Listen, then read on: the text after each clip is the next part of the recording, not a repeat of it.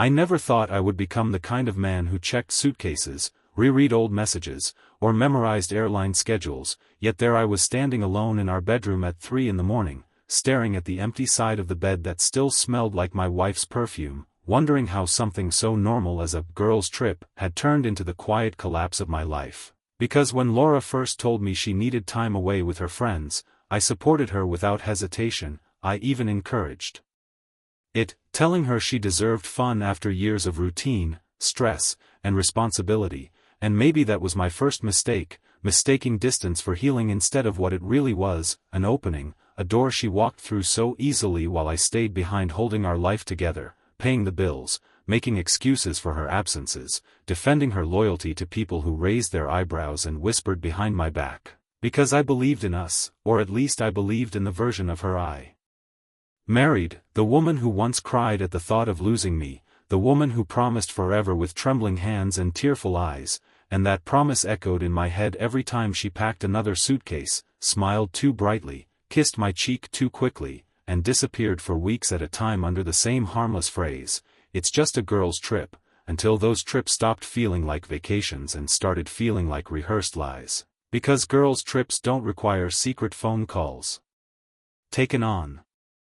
balconies, they don't need passwords changed every week, and they don't come with a sudden coldness when you ask simple questions like where are you staying or who's going with you this time, and I noticed these changes slowly, like water seeping into cracks, not dramatic at first, just small discomforts I ignored because confronting them meant confronting the possibility that my marriage was rotting from the inside, and I wasn't ready for that truth, so I stayed quiet, I stayed trusting, I stayed blind, while Laura stayed gone longer each time. A weekend became 10 days, 10 days became a month, and soon I was eating dinners alone in a house that echoed with absence, telling myself she was finding herself while I was losing mine, and the nights were the worst, lying awake staring at the ceiling, scrolling through old photos of us smiling on beaches we once visited together, wondering how those smiles faded so completely, wondering when I stopped being enough, and when she returned from one of those trips, something was undeniably different. She hugged me like a relative instead of a lover, her eyes didn't linger on mine, her body felt distant even when she was close, and when I reached for her in bed, she turned away claiming exhaustion, jet lag, stress, always stress, and I accepted every excuse like a fool because love makes you generous with trust even when it's undeserved. Until one night I noticed her phone lighting up at 1:17 a.m., a message preview flashing briefly before disappearing, a name I didn't recognize, followed by a heart emoji, and my chest tightened in a way I'd never felt before, not anger, not jealousy, but a slow sinking dread, like standing on thin ice and hearing it crack beneath your feet, and I didn't confront her then, I didn't grab the phone or demand explanations, instead I did what I'd always done, I swallowed it, because part of me feared that asking the question would destroy what little peace we had left, but silence doesn't save relationships, it just gives betrayal more room to grow, and over the next few weeks, the signs became impossible to ignore: unexplained expenses on our joint account, hotel charges in cities she never mentioned, gifts that never came home, lingerie purchases she never wore for me, and every time I tried to talk, she deflected with irritation, turning my concern into an accusation, making me feel guilty for doubting her, and I started to wonder if I was losing my mind, if I was becoming paranoid, until the day I found the receipt tucked inside her travel bag, folded neatly, forgotten carelessly, a dinner for two at a luxury restaurant, candlelight, wine pairing, dated during one of her girls' trips, and something inside me finally snapped, not loudly, not dramatically, but silently, the way a bone breaks beneath skin, and I sat on the edge of our bed holding that receipt, realizing that whatever was happening, whatever truth she was hiding, I could no longer survive in the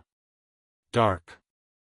Because the man I was becoming, suspicious, anxious, hollow, was not someone I recognized, and that was the moment I made the decision that changed everything, the moment I decided I would stop guessing and start knowing, because ignorance wasn't protecting me anymore, it was killing me slowly, and the next morning, while Laura slept peacefully beside me, unaware that her secrets were unraveling, I stepped outside, sat in my car, and searched for something I never imagined I'd need: a private